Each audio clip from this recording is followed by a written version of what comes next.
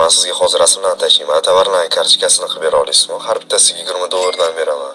Faqat 2 soat to'ldirasizmi? Qarang, oddiy rasmlarni tashlayapti. Qanaqa shuncha narsani 2 soatda chiroyli qilib bera olayman? Sun'iy intellektlar bor-ku bunga. Qarang, menga ham shuni o'rgata olasizmi? Siz qarang.